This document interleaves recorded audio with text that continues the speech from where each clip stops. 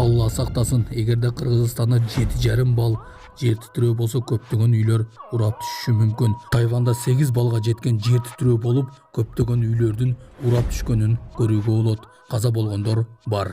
Кыргызстанда кайрадан жер титиреши мүмкүн деген божомолдор айтылууда. Сак болуңуз. Ушулар жана башка жаңылыктар түрмөгө видеонун астындагы үйдө караган бармакчаны албетте басып коюңуз. Ошондо гана сиздер Кыргызстанда жана башка өлкөлөрдө болуп жаткан акыркы жаңылыктардан кабардар болуп турасыздар. Кыйроолор бар. Мьянма жана Таиландда катуу жер титирөө катталды. Бул туурасында Маш Telegram каналы билдирди. Маалымдалгандай, жер титирөөнүн күчү эпицентринде биринчисинде 7,7, ал эми экинчи рет 6,4 балга жеткен. Мьянмадагы жер титирөөдөн кийин куткаруучулар урандылардын астынан адамдарды чыгара башташты. Алар дайынсыз жоголгондорду издеп жатышат. Жүздөгөн үйлөр талкаланган. Табигый кырсык бүткүл Мьянманы, коңшу Таиландты титиреткен.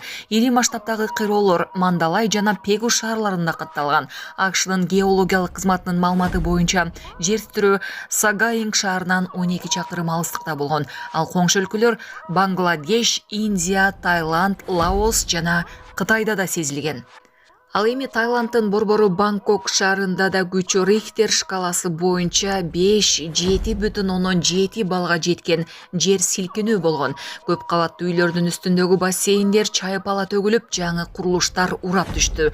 Метро, коомдук транспорттор токтоду. Учактар артка кайтарылууда. Жарандар коопсуз жайларга чыгарылууда. Кыйроолор көп деп айтылат маалыматта. Булак Супер Кежи.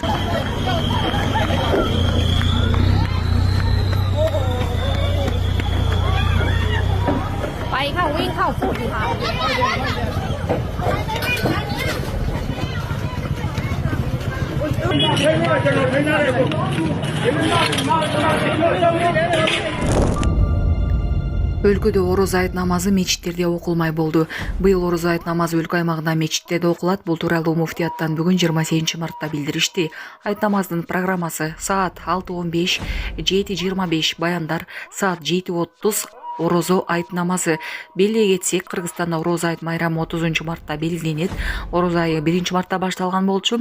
Ороз айы кээде 30 же 29 күн болот. Бангкокто жер титирөөдөн ураган үйдүн алдында 43 жумушчу калган айтылууда. Бангкоктогу жер титирөөнүн кесепетинен курулуп жаткан үй толугу менен урап калган видео тарады. Алдын ала айтылган маалыматка караганда, урандынын алдында 43 жумушчу калып калган. Булак Сереп Кежи.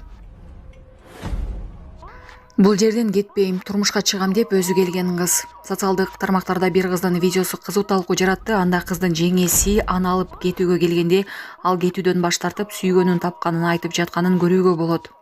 Окуянын чоо жайы азырынча белгисиз. Видеодон кыздын өз калоосу менен бул жерге келгенин, эми кетпей турганын билдирген угулат. Бул көрүнүш интернет колдонуучулар арасында түрдүү пикирлерди жаратты. Айрымдары кыздын тандоосу колдосо, кээ бирлери үй бүлөсүнүн позициясын туура көрүп талкуулашууда. Учурда окуянын чын-төгүнүн тактоо аракети көрүлүүдө. Бул боюнча расмий маалымат бере тургандар барбы же жокпу азырынча белгисиз. Булак Бия Кежи.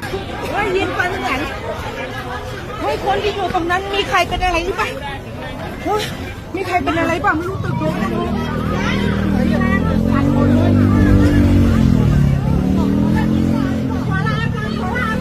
ไปค่ะฝุ่นค่ะรีบวิ่งค่ะพี่ถล่มสารนะไปค่ะพี่วิ่งค่ะมันฝุ่นค่ะ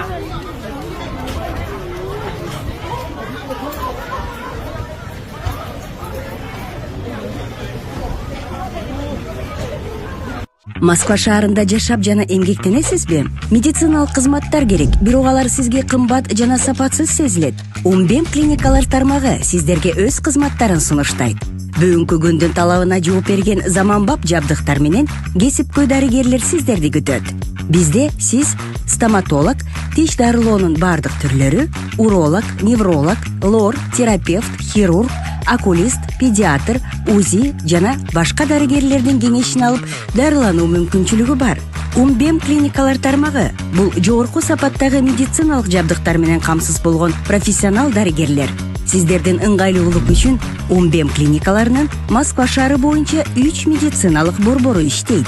Өзүңүзгө ыңгайлуу даректи тандап медициналык кызмат алсаңыз болот. Ушул ай ичи бизге келип төмөндөгү кызматтарга арзандатуу менен медициналык кызмат алыңыздар.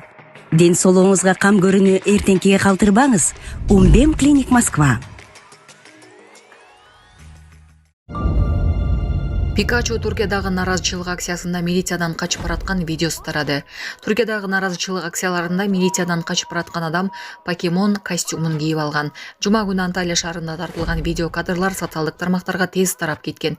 Эске салсак, чоң масштабтагы наразычылык акциялары Стамбул мэри Экрем Имамоглу коррупция жана терроризмге айыпталып камакка алынгандан кийин башталган. Ал Туркиянын учурдагы президенти Режеп Тайип Эрдоганга келечектеги президенттик шайлоодо негизги атааңдашы катары каралат.